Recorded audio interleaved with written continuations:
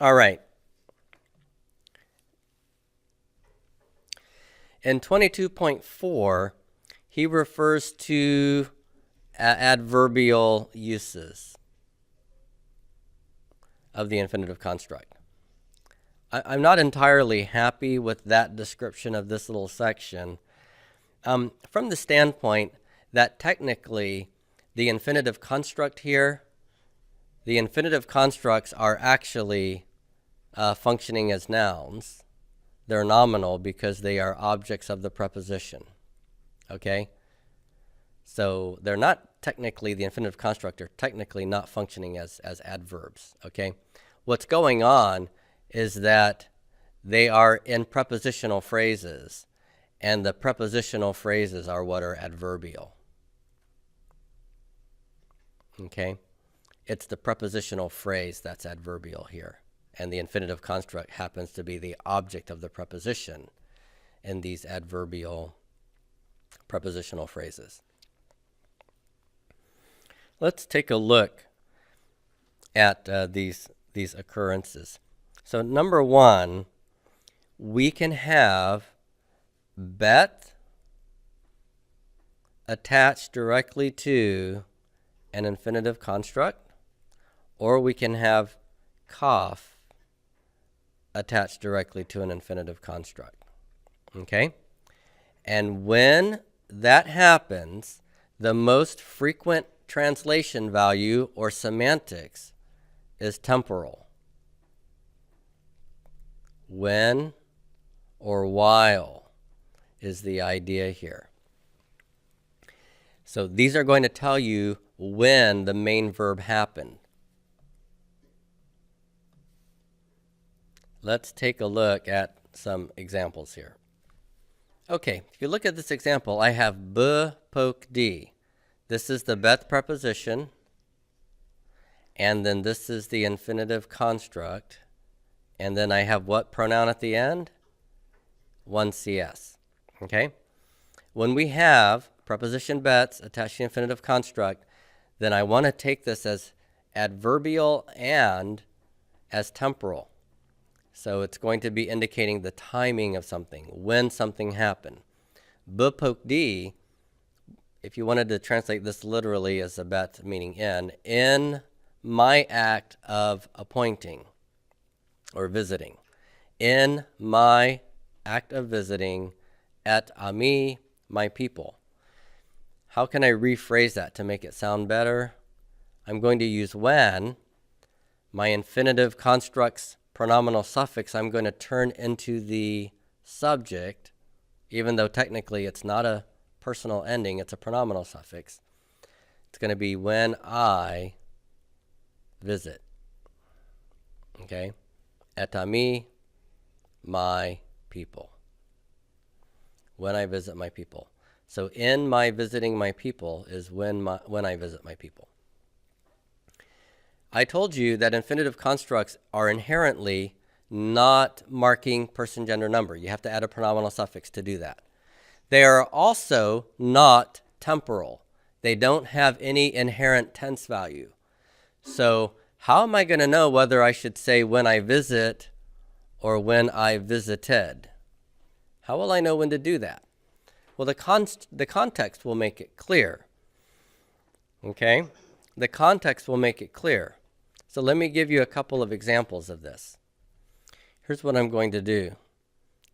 If I add vi, he to bpokdi and vhaya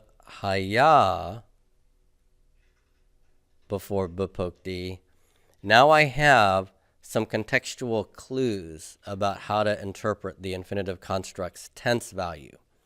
Vaihi, is that a WCI or a WCP form of haya?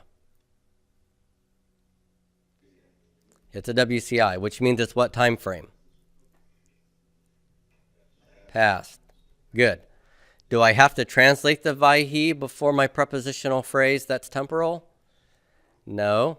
I just go to the prepositional phrase and I start translating, but I have to keep in mind that it's set in the past time. So I'm going to translate this as when I what? visited, past tense. V'haya, on the other hand, is a WCP, which is going to be non-past here. And I've got the same bupokdi, but I now need to realize, given the v'haya, it's not past. So it's when I visit. And that could be in the future. Like tomorrow when I visit, I will bring cookies. You see? So same form, but the context has clued me in whether to translate it as past or future or non-past. Okay? Now, I can use the bet preposition to say when I do something and add the bet to the infinitive construct. I can also add the preposition kaf to an infinitive construct in order to make a temporal statement. So the example that Ross uses here is using the kaf preposition plus the infinitive construct of shema. If you look at ke, shom aha et hakol, here I have my infinitive construct of shema. I have my pronominal suffix here, that's to ms, and then my kaf preposition, okay? So how can I translate this? When, who's doing the shemaing? Who's active hearing? This is you, okay? And then it's shema. When you listen or hear, and listen or hear what? Et hakol, when you listen to the voice or sound. Okay, both of those are ways to translate kol. Or when you hear the voice or the sound. Okay, so the kaf and the bet can do that. Which one of these is more frequently used for temporal prepositional phrases with the infinitive construct? The bet preposition is much more frequent, but you will see the kaf from time to time. Now, the second segment under 22.4 is the preposition lamed plus the infinitive construct. Okay, we're going to see that a lot. Okay? So I can see a lamed preposition prefixed to an infinitive construct quite frequently. Let me just tell you, this happens so commonly in the Hebrew language, especially even in modern Hebrew today, that in Hebrew grammar school, when they teach young people the infinitive, they actually teach them the form of the infinitive with a lamed prefix already attached to it. So let's take the verb pakad in the infinitive construct. It's pakod in its basic form with no pronominal suffixes. What if I want to attach a lamed preposition to it? It's going to be le pakod. Got two issues here.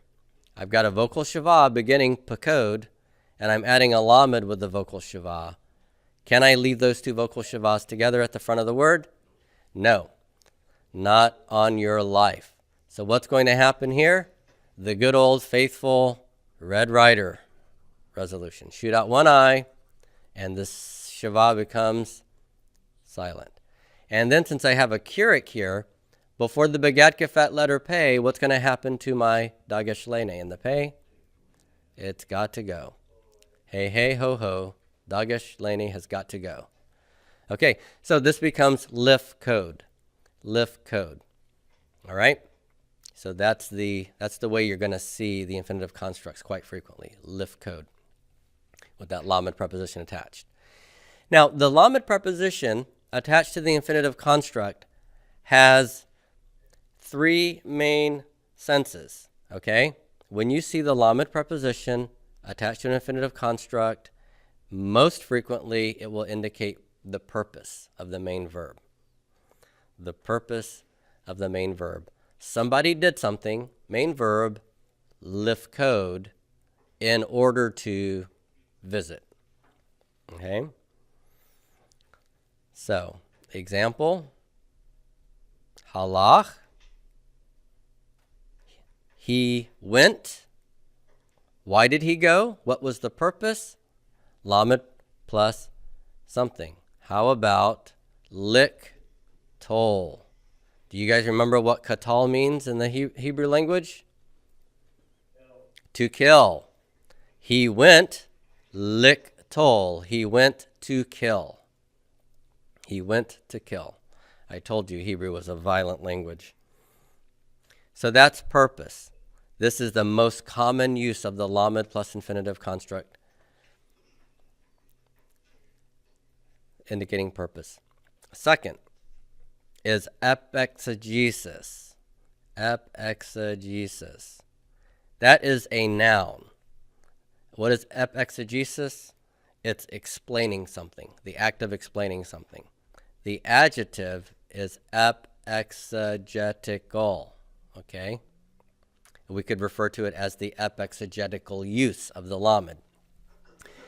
Whenever you have such a lamed plus an infinitive construct, you might translate it as by blanking, where the infinitive construct is going to be, the meaning of the infinitive will be plugged in here. By eating, by visiting, by killing. But what it's doing is it's explaining. That's what epexegetical means. It explains the verb, the main verb, in some way, usually how it's being carried out. Example here is in Ross, Lakadu. So Lakadu, they captured 8 Ha'ir, the city, and lamed preposition plus infinitive is going to give me an epexegetical notion. They captured the city. How? By saraf, infinitive construct. By burning, ota, it. By burning it. So this infinitive is explaining how the lakading, the capturing, took place. That is an epexegetical form. Now, I think I told you in this class, didn't I, earlier about the pastor that was against exegesis? He said that when he preached his sermons, he was very proud to announce that he did not spend any time preparing because the Holy Spirit was going to teach him what to say. And he got onto people because they do exegesis for hours in the week, getting ready for their sermons. And his claim was that exegesis doesn't do nothing but X out Jesus. So how do you like that? So what is exegesis? It's just explaining the text. It's explaining the text. So epexegetical infinitives explain the main verb.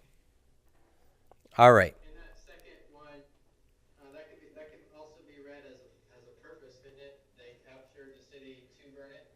Yeah, that is possible as well. That is possible as well. All right. And then letter C here is what I call the complementary use. Okay? Complementary. That is spelled with an E, not an I there. Okay? If you put an I there, it means you look good.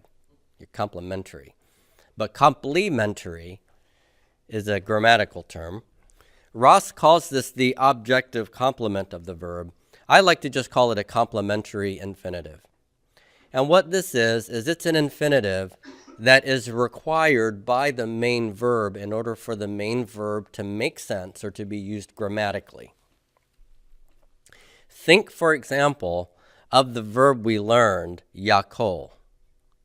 What does yakol mean? Okay, the basic meaning is to be able, but when we had it with a lamed attached to a person, it was to prevail over a person, right? Yakol, but normally to be able. Now, if I looked at you and said, hey, Billy is able, do you think that I'm done talking, or are you waiting for something else? You're waiting for something else, aren't you? You're waiting for an infinitive. Billy is able to juggle. Billy is able to speak Hebrew. Billy is able to preach. But if Billy can preach, Billy can't dance. So Yakol, I'm going to frequently see a lamed plus an infinitive here. He was able, and let's just say lishmoa. We'll use the infinitive construct of shema. What does that mean? Yakol lishmoa. He was able, and then the lishmoa to hear. Okay? So some verbs just in and of themselves require an infinitive to complement, to fill out the meaning of the main verb. And being able is one of those. I could also have verbs like to desire. He desired. Well, he desired what?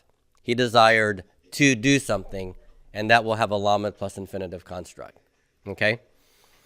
So those are going to be what I call complementary infinitives. Now, the last part of the chapter has to do with negating infinitive constructs. How can we negate infinitive constructs? Well, how did we learn how to negate other verb forms?